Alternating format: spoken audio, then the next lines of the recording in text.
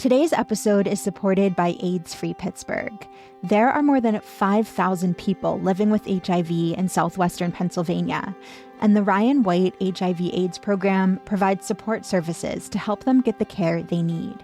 That includes assistance with things like healthcare, medications, housing, transportation, food, and treatment for substance use disorders. Visit aidsfreepittsburgh.org to learn more. Today's show is supported by TaskRabbit. You know, as Pittsburghers, we have a strong work ethic, but sometimes we all need a little bit of help. If you're looking for someone to help you assemble some furniture, maybe start a home repair, TaskRabbit is here for you. You just download the TaskRabbit app, describe what you need, and you'll get matched with a skilled tasker. Maybe even one of your neighbors. It could be a great way to meet people. They'll pitch in, and there are no surprises because pricing is right there before you book. Download the TaskRabbit app or visit taskrabbit.com today to get those home to-dos crossed off.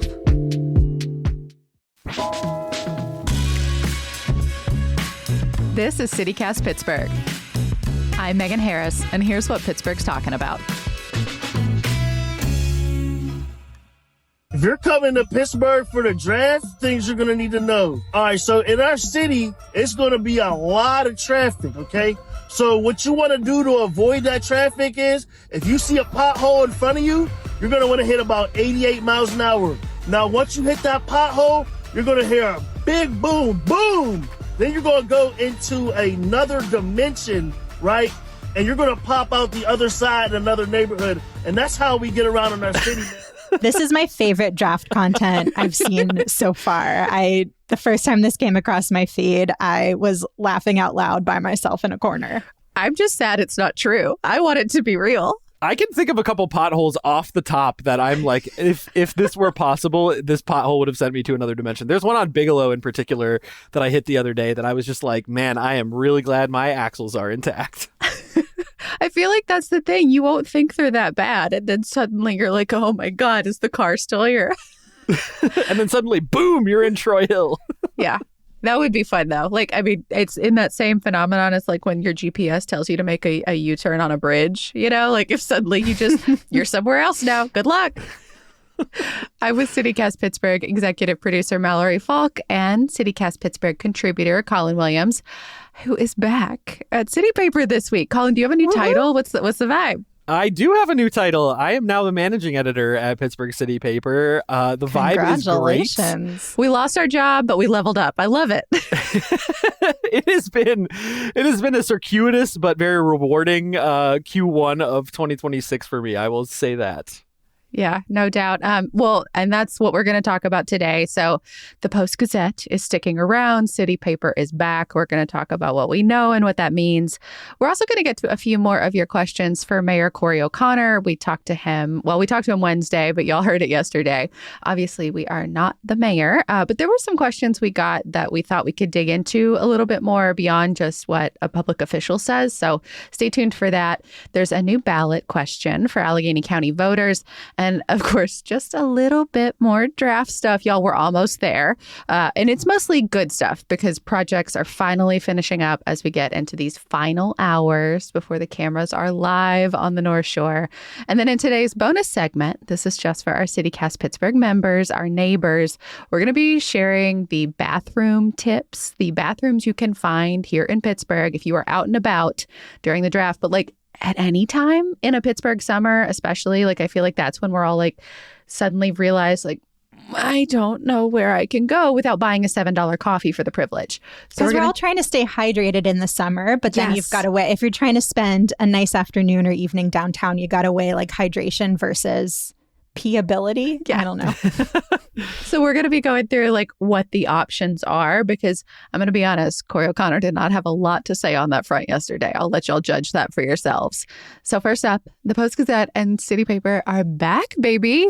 Yeah, this has been quite the whirlwind week in Pittsburgh media. So before we get to my former and current employer, I think it's worth getting into just exactly what happened with the Post-Gazette because this is a really, I think for folks who are watching this, for folks within the media industry, this was kind of a surprising outcome in a good way, I think, for the most part. The sort of summary version here is that the Post-Gazette was purchased by Venetoulis Institute for Local Journalism. So this is a Baltimore-based outfit that was founded by hotel and nursing home executive and former Democratic politician Stuart Bainum Jr., and he named the foundation for his friend who was a Maryland Democrat as well, Ted Venetoulis. And similar to what the Lenfest Institute did with the Philadelphia Inquirer when they were going through some financial rough patches, basically the Venetoulis Institute exists because Bainum really wanted to save the Baltimore Sun from being purchased by Alden Global Capital when they were consolidating a bunch of their portfolio after buying the Chicago Tribune. Bainum tried to buy the Sun. He was rejected, and so he founded this institute essentially to form a rival publication to the Baltimore Sun, and that's the Baltimore Banner, which has been operating since 2022. So the Banner is they've been doing really good work. The Sun, as they've been ravaged, I guess, by the forces of private equity, the Banner has grown their newsroom to around 100 journalists. They won a Pulitzer last year for their coverage of the fentanyl overdose crisis. I guess one caveat here in all of this is that the Banner has not been breaking even. They're a nonprofit newsroom, and they are not profitable yet. It raises some questions, I guess, for the Post-Gazette going forward. Yeah, I mean, but I guess where I land is that the Banner is very young, right? Like 2022 to 2026, like that is a short run up to this point. And like everything in media these days, there is still like, I guess I don't know this guy's personal net worth, but like, let's say conservatively millionaire backing it. So I appreciate that. But like mostly, I think in the early days, this is going to be stemming the blood loss from the Post-Gazette. And that's what the Venetoulis Institute has stepped up to try to do. Like, that's what the blocks were saying when they announced that they were going to close. Like, and I do take it seriously that they said we were losing a tremendous amount of money on this. The number they put on it was $350 million that they lost, set on fire over the last 20 years to do Pittsburgh journalism. That's probably true. Journalism is expensive, especially done on that scale. But they're going to have to get that closer to zero before they even get close to making money. Yeah, I mean, it's interesting, too, I think, as a side note, that Venetoulis actually bid less on the Post-Gazette than Alden did. So do you have that confirmed? I have also heard that rumor, but I have not seen it from any official sources. I did see that printed in the Neiman Lab coverage of this, though I should double check whether they said allegedly rumors or whether they wrote it as fact, but it is in writing on the internet for whatever that counts for. That's that was good exactly what I was going to cite, that Neiman Lab basically strongly implied that Alden had bid higher. To your point, Megan, I mean, the big question here is, given this extreme, loss of money and all this other stuff, how many Post-Gazette staff is Venetoulis actually going to keep? They said in the Post-Gazette's announcement, which is not paywalled and definitely sort of an interesting look into this whole process, they said, quote, definitely the Post-Gazette's current business model does not support the size of the current newsroom. And that's roughly 100 journalists here in Pittsburgh as well. So, but 75 people total, like business side and newsroom side. So I don't want to minimize that. Just because you're working in marketing doesn't mean that you don't have a job there or didn't have a job there. Right. And Venetoulis has also said that they're going to be bundling some of the operations on the business side of things. So it sounds like there's a possibility that there's going to be maybe some marketing consolidation with the Banner staff. Still just HR, kind of a lot of open questions like around all of this. Yeah.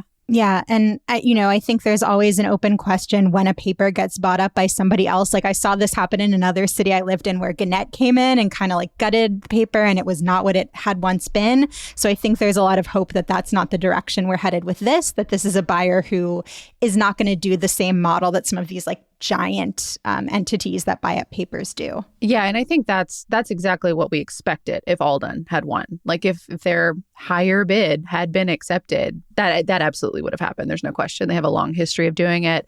McClatchy does that. There's like a bunch of these companies that buy up newspapers and effectively harvest their assets for profit. That's hopefully not where we're headed with this. I think nonprofit ownership is going to be such a switch. Like that means they'll no longer be able to endorse political candidates, which frankly, I don't think that's a thing like quote unquote objective journalism should have ever been doing. But it was just like part of the old model. Be gone. I don't want it. I don't even know what that means for like their commentary and editorial section. I don't know how that works legally. Yeah, I mean, my understanding is you definitely can't endorse candidates if you are yourself a nonprofit. I don't know actually if Venetoulis is planning to organize this similarly to the city paper sale, actually, where a nonprofit is holding a for-profit news company. At the end of the day, though, I mean, it definitely seems like change is coming. I mean, this was all greeted very cautiously by the News Guild following the very acrimonious strike and their sort of victory at the Supreme Court.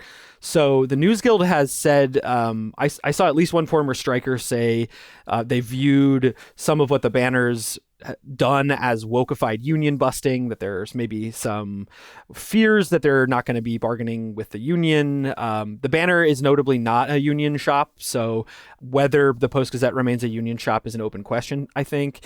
Yeah, and it seems like the News Guilds overall, they're cautiously optimistic maybe, or even a little bit skeptical. That's my read, at least from what I've heard from the Guild's public statements.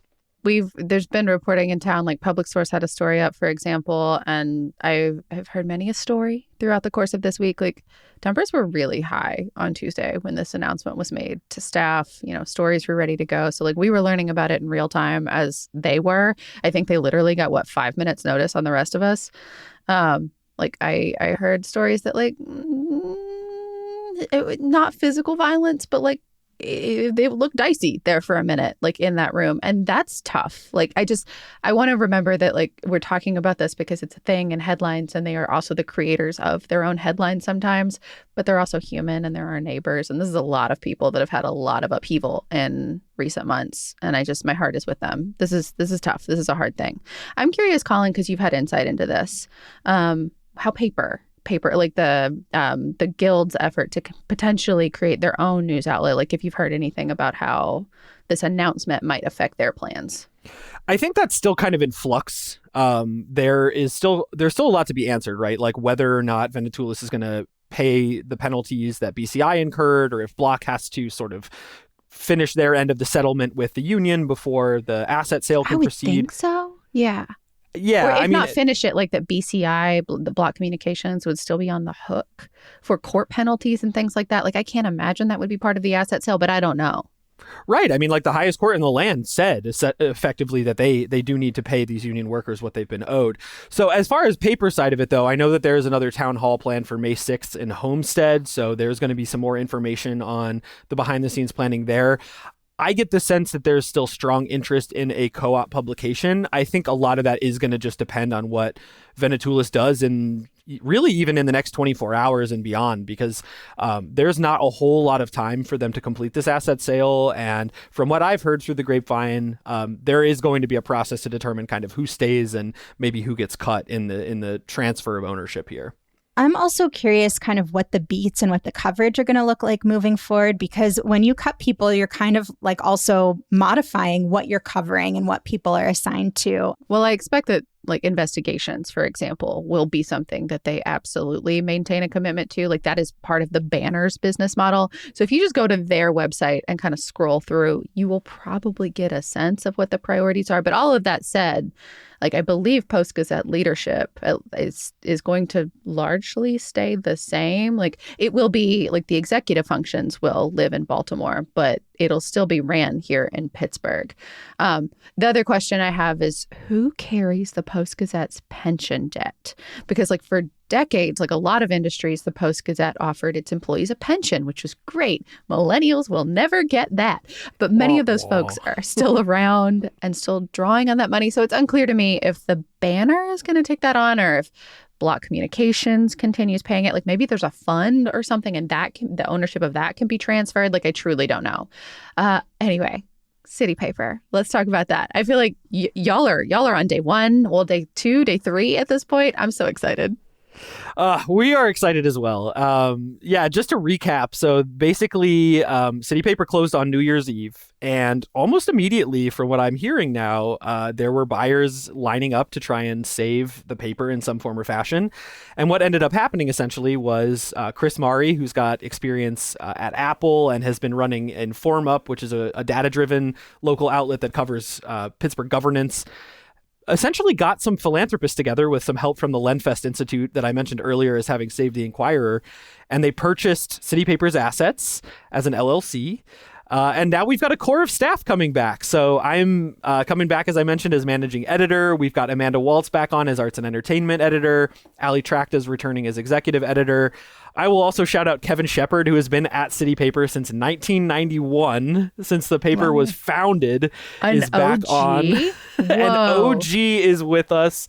So we've got this core of previous staff members coming back. And what I can tease now is we expect to resume publication later this month. And we are planning for print tentatively in May, late May sometime. So I am actively open for pitches and for tips. I'm really excited. I've got a couple story ideas that I'm simmering on right now and doing some initial reporting about. I will also say I've gotten some comments about this online. If you loved or hated our stories about the roving sex dungeon and similarly kinky things happening in Pittsburgh, I have what could be good or bad news for you, depending on your position. So we are back on our bullshit, I guess, is the quick and dirty version of what's happening. I have follow-up questions about the sex dungeon. Colin, is this like something that like pops up in different locations? I'm gonna have to go back and do my reading. Well, so the sex dungeon sadly is no more. Okay. We reported on its creation and we reported on its quiet disappearance from the local scene. But it seems there was maybe not as big of a market for parking an S&M trailer in your driveway as the founders had initially expected. So needed to do a little market research first, huh? Yeah, a little more market research, I think, for sure. Colin, have you ever been up to the Beaver County Sex Club? I have not. Okay. File that one away. I give that one freely to the City Paper. I also think you all need to start printing t-shirts, City Paper, back on our bullshit. They'll do great. Oh my God, we really should. We had ones previously that said that commented on our hedonistic, sex-driven agenda. So this is definitely something that should be on the short list for merch. Absolutely. But anyway, just a moment of snaps. Truly, like both local media outlets, once owned and almost ended by Block Communications Inc., are back. And God, what a good day. The Trib is still planning to print starting on May 9th. So in addition to all this good news around the Post-Gazette and City Paper, one of our other local papers of record is still expanding Pittsburgh coverage. They have a draft circular out now. I've seen it said before in a lot of different ways, but the idea of Pittsburgh as a news desert should have been thoroughly debunked and destroyed by now, right? Go for Neiman Lab. They're the ones that were pushing all that out. CityCast Pittsburgh is brought to you today by Allegheny County.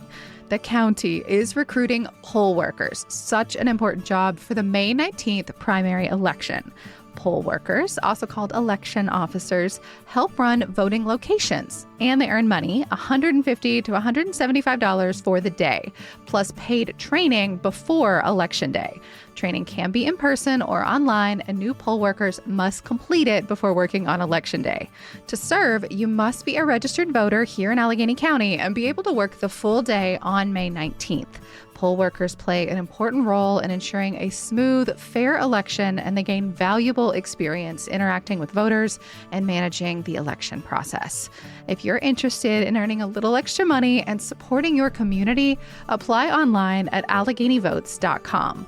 Learn more and submit your application at AlleghenyVotes.com today. Today's episode is brought to you by Steal Hers Social, presented by UPMC Magee Women's Hospital. Y'all know, if you listen to the show, I am a huge sports fan. I am always down to chat with women who love football, who love the Steelers, just because, first of all, y'all have such strong opinions and you make them heard in male-dominated spaces. So if you're looking for that kind of community, mark your calendars for Steal Hers Social on May 28th. It's taking place at, of course, Acrisure Stadium, and you'll get the chance to peek into the locker room and run through the player tunnel, get access to all these behind-the-scenes spaces. There's even a player meet and greet and an opportunity to hear from women in sports. They've got raffles, giveaways, face painting, bingo. If you like to get crafty, make sure you stop by that button and bracelet making station. The event is open to women and girls of all ages, and as a CityCast listener, you get a $5 discount on the $55 ticket. Use code CITY, C-I-T-Y, and buy your tickets now at universe.com/stealhers. That's steal, H-E-R-S. We're back and just wanted to share a quick thank you to all of Yins who came out to 412 Day on Sunday. It was so much fun. Colin made it. Colin was there. I did. It was a blast. I really did not expect how many awesome vendors were going to be there. There was so much good Pittsburgh merch on offer, and it was packed out at Southern Tier. That was a good crowd.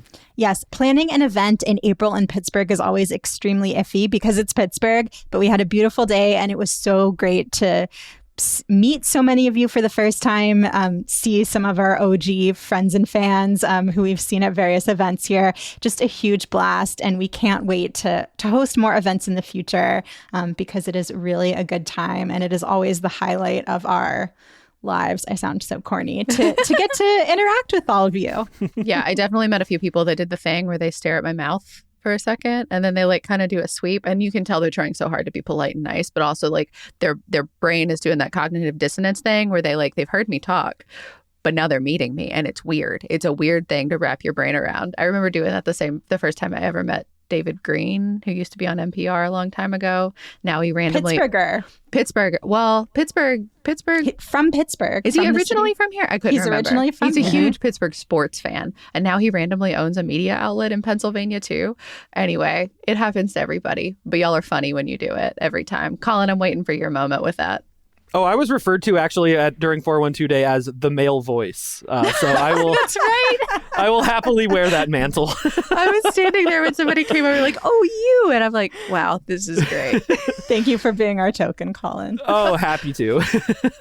And also, members who came out to the event got an exclusive CityCast Pittsburgh parking chair baseball cap. So that is the fun kind of special merch that you get if you become a CityCast Pittsburgh neighbor, which you can do right here, right now at membership.citycast.fm. Mallory, I love how involved your eyebrows get when you're making the pitch for membership. It's one of my favorite things about you. It's me trying to remember the website off the cuff. It takes a lot of concentration. There's a lot swirling around in this brain right now. And all of this, of course, came together thanks to our big ol' celebration about reaching 1,000 episodes this season. We launched a giveaway and a big project on social media. It is still going. And we still do really want to hear from you about what you love about living in Pittsburgh. We're going to do something with this in the coming weeks as we wrap this up. But this week, our 1,000 Things We Love is brought to you by PNC Broadway in Pittsburgh. It's a series of the Cultural Trust, and their pick of the week is The Lion King. Like the big show. It's opening their 2026-27 season. Going to be in September at the Benedum. Subscriptions are on sale now. I have not seen The Lion King in this country, but I have seen it twice in other countries. It's so good. The costumes are everything you have ever been told they are. So what about y'all? What's your favorite thing this week? I think my favorite thing this week that I'll shout out is our burgeoning indie bookstore scene. Pittsburgh has so many amazing independent booksellers, and my personal favorites I think that I'll highlight here are White Whale, of course. Who can overlook the fantastically named August Whaleson mascot? And they have such a great selection. And I always love visiting City Books, which is our city's oldest bookstore. Shout out to Arlen, who's been running that place for many years now. It's just a really great little cozy bookstore on the north side. So many great places to enjoy a good book here.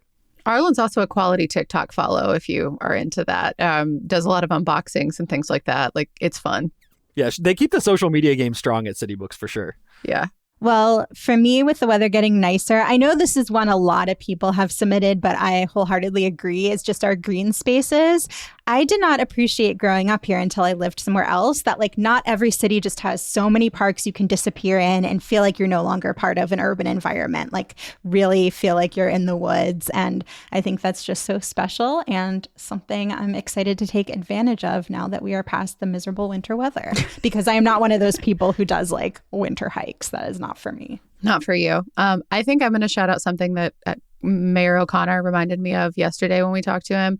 He was talking about how Pittsburghers, no matter where they live, like we have such a big expat community. All the boomerangs who don't know they need to come home yet, that kind of thing. The gumbanders. Yeah, the Steelers Nation, as it were. He was talking about just how like we're the biggest cheerleaders for the place where we live. Like even if you haven't been here in 40 years, you still usually say nice things about the city. This was a concept I used to explain to friends and family back home as civic arrogance. And I mean that in the best way. Nobody loves Pittsburgh like somebody who claims it as their home, like found home, hometown, whatever. And as we're rolling into draft week, I've been thinking more about like that whole concept. It is such a superpower that people like where they live. Having grown up in a place that has a huge chip on its shoulder about what it is and its history and its legacy, it's different to be in a place that like, not that it's uncomplicated, but loves itself. That's so special. Oh, and tying into the 412 Day celebrations, I don't think any city has as comprehensive and really refined of a merch game as Pittsburgh does. Like, there is so much good Pittsburgh merch out there. I mean, like, Happy Little Canvases alone just has such a great collection of that stuff. And I love the Squirrel Hill booth with the design and craft, yeah. Squirrel Hill Design and Craft with the Anakin pop machine magnet. Oh, I thought you were going to say the Titty Sphinx pins, but this just goes to show there's so much to choose from. Oh, I do. I have a Titty Sphinx pin on my one denim jacket. Also great. And I noticed this last time they even have a magnet for the poop game between the Pirates and the Phillies from last year. That I went bought viral 2 of for them their this score past bug. weekend, and I have given them so many gifts. I know a lot of Philly people, and they all get poop game magnets now. Incredible. We'll move on to a little bit of a mailbag because y'all were so generous. You gave us so many questions from Mayor O'Connor ahead of our conversation with him this week. If you haven't listened to that, please do check it out. We talked about public bathrooms, what happens when the draft leaves for town, his plans for deals with more of these nonprofits in town who do not have to pay property taxes like the rest of us. The budget, of course, which remains a capital P problem. And there was also a hilarious bit where he gets very Homer about all of our sports teams here in town, but especially the Pirates winning the World Series, like has already reserved space with city planning for the corner of Boulevard of the Allies and Grant Street in case there needs to be a World Series parade. Like, that is a level of manifesting that I think is like on the level of delusional, but I think for this application, I'm okay with it. And then he also basically confirmed what we've been hearing for weeks now, is that the Steelers plan on asking for $1 billion for an arena or upgrades to the current arena. I've been predicting that this is going to happen for quite some time. If you're not familiar, by the way, a fantastic blog on this subject is Neil DeMause's Field of Schemes. It's all about the ways in which sports owners creatively ask for public money. But I'm actually surprised this didn't happen sooner. And I think the biggest question I have is, are the Rooneys going to move the Steelers to Cranberry or threaten to do so? Or are they going to just renovate Acrisure? But this is par for the course. All the teams basically have been lining up now for the past decade to ask for at least $1 billion for their shiny new stadium. So we were bound to have this discussion sooner rather than later.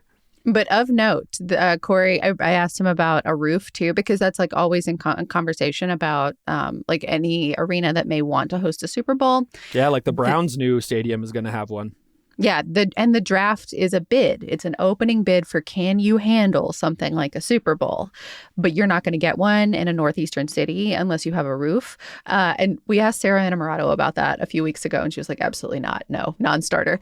And Corey was like, absolutely not. That's not real football, which is not the same like way of getting to that answer. But I thought it was very funny. I kind of share that opinion. I mean, we're an AFC North team. Like, we gotta let it snow. Except you just said Cleveland is going another way. Anyway, there were other questions that y'all submitted that we thought we could briefly address. We'll see how many we get to. But first up, the rising cost of utilities here in town. Ryan P. asked, maybe what Mayor O'Connor thinks about that. He says he recently moved back to Pittsburgh from Orlando, Florida, and he pays twice as much during a Pittsburgh winter than he did during a Florida summer. Another person mentioned gas, electricity, and water for city residents. Said, I've just returned to Pittsburgh in retirement after 20 years away.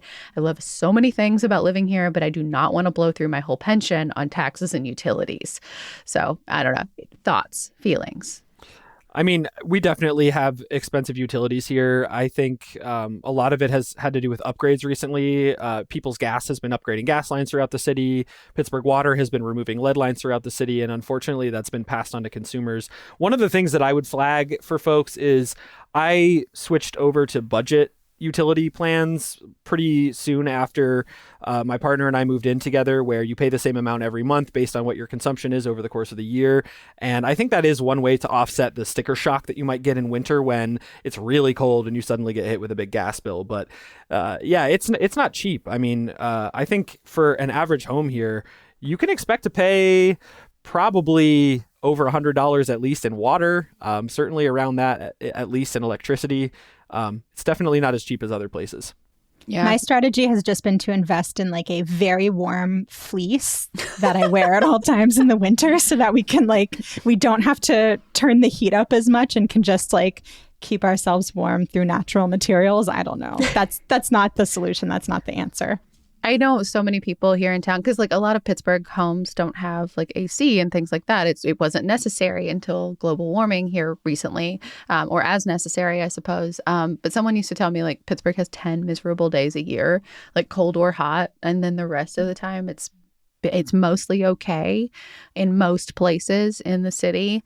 But I've been stewing with that. And also not for nothing, kind of the why, the context, like why it is the way it is. Someone also reminded me recently that most of this stuff is a monopoly, like Duquesne Light, People's Gas. Like you don't get to choose where your water comes from. It's Pittsburgh water. You can't get another one. And the price of admission for having effectively a monopoly is that you have to be regulated by the state here in Pennsylvania, the PA Utilities Commission. So anytime any of these groups want to raise their rates, they don't ask us, they're ratepayers. They ask the state. We would like to raise our rates because of this and present their case. But the thing I'm actually not sure about, and I haven't seen any reporting on, is how often does the PUC say no? Like, I know they can. And often what I think anecdotally happens is they'll be like, I don't think you're making your case well enough. So can you dial this back? And so they find like a middle ground. But I think I would love to know how often the PUC is just like, no, man, they're paying enough. Yeah. And I mean, I think what you just described just happened recently because Pittsburgh Water, the rate is going up. But initially they wanted to raise it even more than they ultimately are. And they came to some kind of settlement. I could not just from skimming reporting parse how much of a role PUC had in getting them to bring that rate down. But, so I guess at least our water isn't going up by as much as it could have. I don't know. Yeah. We got a ton more questions about Mayor O'Connor and things to do with the city and how things work. So we'll include one or two of these a week for a little while until we get through them. There's some that I definitely want to do some homework on too. So stay tuned.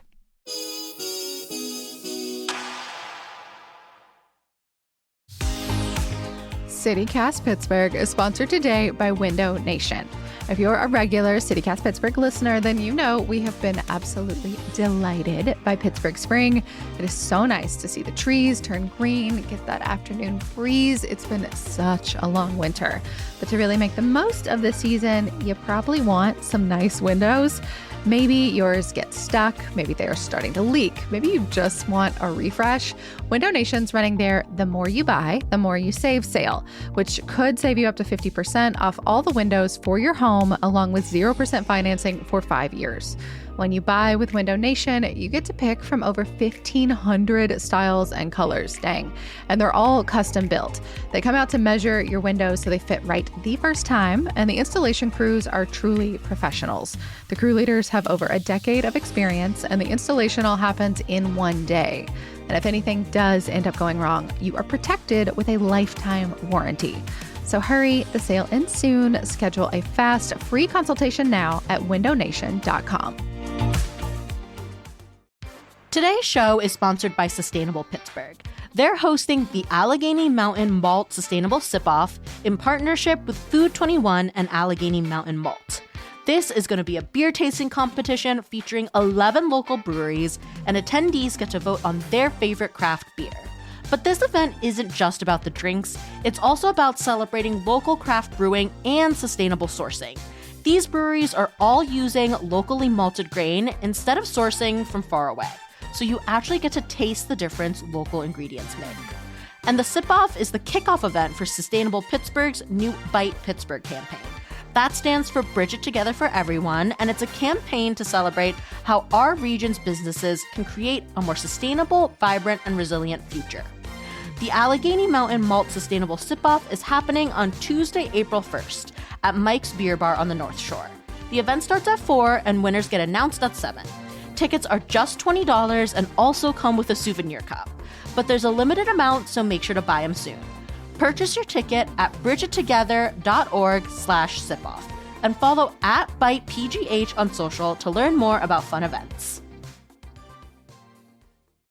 All right, a couple of shout outs from our CityCast Pittsburgh neighbors. Both of y'all are named Sarah. This is great. Yes. So Sarah S. is shouting out Pigeon Bagel's Donut Wednesdays. Her exact words were, "Sometimes you just need a good nut on hump day." Sarah, thank you for bringing that joy into our inbox.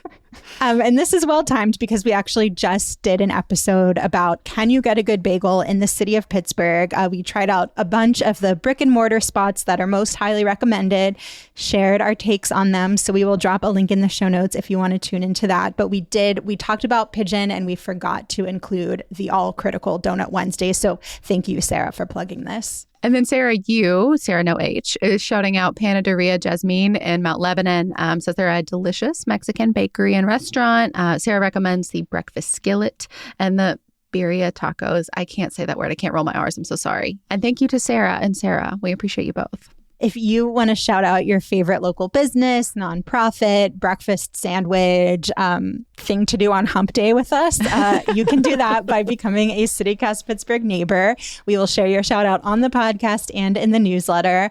You can join today at membership.citycast.fm. And if you are a current member, please continue to send us your shout outs. There is no limit. We love hearing the spots that you love, so keep them coming. Yeah, and welcome to our newest neighbors, Lisa G, Finn S, James B, Raymond M, and Melinda W. We especially appreciate the handful of yens who joined to get a hat on 412 Day. We really love the draw of good merch. This is what we're telling you, Colin. You got to get on that merch game. And speaking of, we actually have something new and special that's coming soon. I think we're going to roll it out in a couple of weeks, but we will give you one hint. I think, and Mallory, you can tell me if I'm wrong, that it could be interpreted as wall art. At least that's what I plan to do with mine. I think that is a good interpretation. So if you've got like a blank spot where you've been wanting to put something very cool and very Pittsburghy, exactly. Stay tuned. Yeah. So wins, losses, things to know. Yes. So a critical thing to know if you live in Allegheny County is that you're going to have some questions on your ballot this November, giving you a big heads up about whether elected county officials should have term limits. So county council just approved putting this on your ballot this fall. Right now, only the county executive has a limit. That's 3 consecutive 4-year terms. And the question is whether county councilors and row officers like the DA and the sheriff should also be term limited. We're going to get into this more on a future show. There's actually like 3 different questions covering like 3 different arenas related to this. So just consider this a general heads up ahead of the November election. And then related, we've got one more quick piece of county news, which is that county council is considering a bill that would make it illegal for law enforcement, so local, state, or federal officers, to wear masks or conceal their identities while doing their job. So this is another one we're going to talk about more as there's movement on it, but it's a good thing to be aware of, especially after the county, just passed this bill barring cooperation with ICE. Can I just note how funny it is that we spent so many years of the COVID pandemic desperately trying to get people to wear masks, and now we've had to have this whole debate about taking masks off. It's very interesting to see the overlap in the current pro-mask people with the previous anti-mask people. Just saying. It is fascinating. And I did see that like within this legislation, there's some exceptions, including like you can mask for medical reasons. So I look for a whole bunch of ICE officials to have medical reasons suddenly who were unmasked for all of COVID suddenly care about this virus. Well, I also think it's different to have a medical grade mask like a K95 versus a balaclava. Like that's not the same thing. I'm going to resist the urge to go further down that road. But a loss this week, or maybe depending on who you are, could be more of a thing to know. For people who are really counting on making bank during the NFL draft, it seems like the numbers for local hospitality are not quite what they had been ballyhooed to be. So apparently Pittsburgh Airbnb hosts are seeing relatively low demand. Wait, how low? I guess it's far below what season hosts say should be around 80% demand. We're talking about 50% occupancy in local Airbnbs. Hotel occupancy is hovering around 60%. And we're starting to see these crazy astronomically high rates drop back down. They're still definitely really high. You know, there's still some hotel rooms that are being listed for in the thousands of dollars. I actually did see there was at least one McMansion being listed on Airbnb at $63,000 for a 5-day stay, to which I would say, get out of town. But it seems that the hosts are not seeing this crazy explosive demand that had been predicted. And I think one really important data point here is the NFL has been hyping the draft as drawing between 500,000 and 700,000 people to Pittsburgh. And it's very important to note in this story that is a cumulative number for the entire draft. And people are now starting to maybe adjust their expectations to being somewhere in the range of 100,000 to 200,000 people per day of the draft. So very, very much below this sky high number that people were predicting. But perhaps for people who are really concerned about overcrowding and traffic, this is a good thing, or a win even. What if no one comes? Can we stop to consider like that primary like basal fear so many of us had felt, like planning your birthday party or something? What if no one wants to show up to your party? See, it's funny you say that, because my whole thinking about this draft as we've been scrambling to prepare for it is that this has all the vibes of like a host doing like last minute dusting and like vacuuming and cooking and stuff opening Market like that. Square at 4 p.m. the day before the draft. And just praying that the guests show up in the number that you hope. So I don't know. I'm really curious to see the sort of post-mortem of the draft and if the hype actually lives up to it. Yeah. Or if we actually live up to the hype. Yeah. I mean, I was looking at this PG article that really covered the Airbnb stuff, and something one of the hosts said, which made sense to me, was like, the people who come, this is mostly going to be regional people who are like driving in for the day. They're not necessarily like people flying in and needing to book Airbnbs they stay overnight in. So that might partly account for why there's lower than expected demand. But I've also been really skeptical about these projections. And I actually did think about, do I try to rent out my house? Do I figure this out so I can make, like, seeing what people were initially listing their places for, I was like, great, I'll like make my mortgage in like one weekend. And then I just got a little nervous about like drunk football fans breaking everything. I'm really glad I didn't like put the effort into renting this place out now that I'm seeing the reality. The one reason I think it might still be worth doing it, though, like, I'll just throw this out there. Keep in mind that the city is still considering Airbnb legislation, and part of that conversation, at least the last time we talked about it, could have changed, I guess, was that you could be grandfathered in to their registry. So if your home has already been listed and used as an Airbnb, then you wouldn't necessarily be subject to whatever policy change is about to hit all Pittsburgh homeowners. So I'm just saying there might still be a reason, like if you're interested in Airbnb-ing your home to some extent, like especially like if it's your house, because then you won't be subject to that. Like that could change. Things could change. Policies could change. And if you don't want to be subject to them in the same way, you might still want to put it on the marketplace. Yeah, I was only interested when I thought I could charge astronomical figures for it. The money makes, but that is a great pro trip. Yeah. A quick win. The Eaton Park Smiley cookie won the Pennsylvania Chamber of Commerce's contest for the coolest thing made in Pennsylvania. I got to imagine this has got to be like a current thing made in Pennsylvania, not a historical one, because I feel like if you go back in time, there's a lot cooler things, but I love it for EMP. The caveat, I think, is that they also do this every year. So like at a certain, there's only so many top tier things that they can highlight. And hot take, maybe not hot take, I think there's a lot of like Pittsburgh nostalgia food that is great. I don't think Eaton Park cookies are that good. My contention is that it shouldn't be the Smiley cookie. It should be Eaton Park Ranch. That ranch dressing is elite. Or the grilled stickies. That's who ranch dressing. Ranch dressing all day. Oh, see, I was going to say their chicken noodle soup. I think that's, if you're feeling sick, that's classic. The move, is get the Eaton Park chicken noodles. That's the good stuff. Okay, we're fans, apparently. Eaton Park, come sponsor something. Come on, complain our sandbox. I did see someone complaining on Reddit that some like NFL branded site picked Eden Park as one of like the 3 main restaurants it was recommending when people are in town.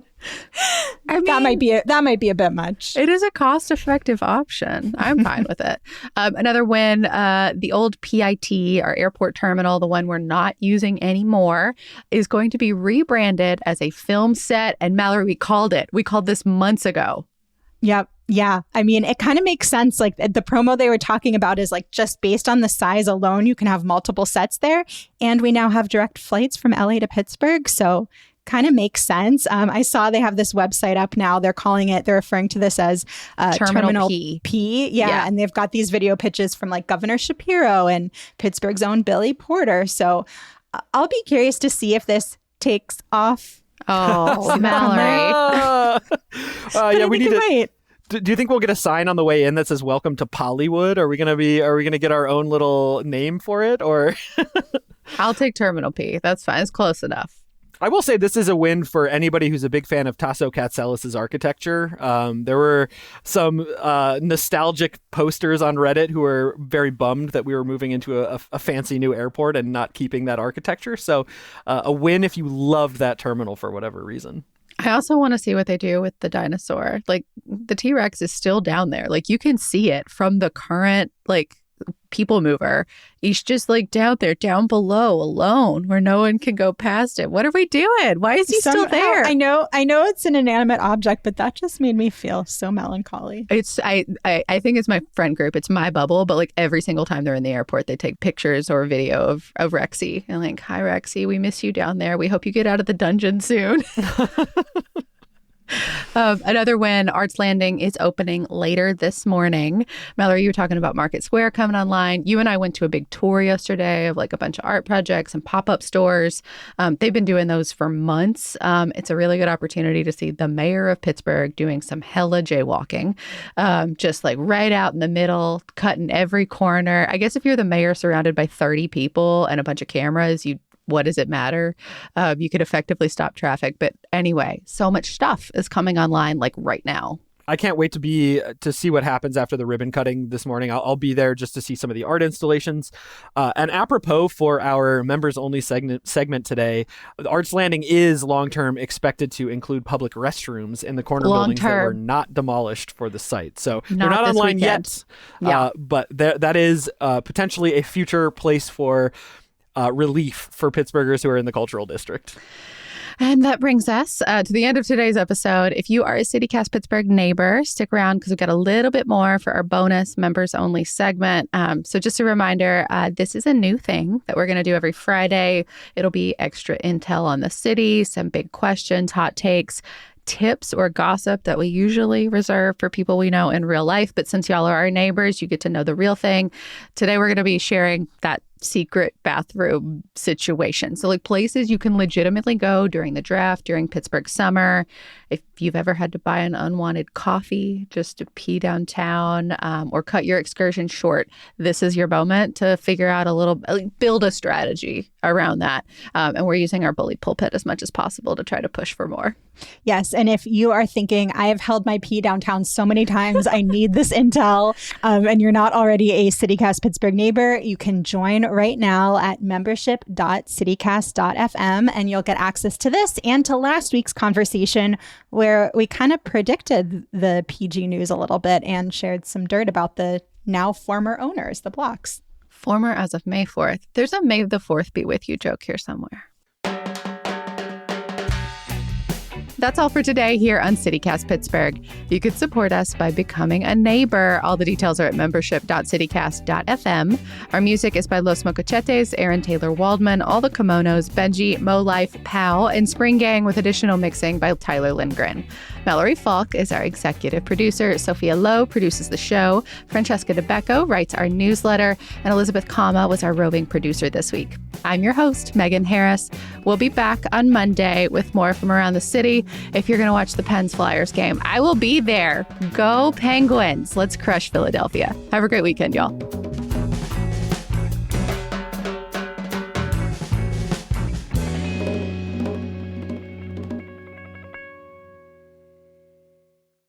Sorry, Gregor is being very aggressively affectionate now. No, I love it. It's great.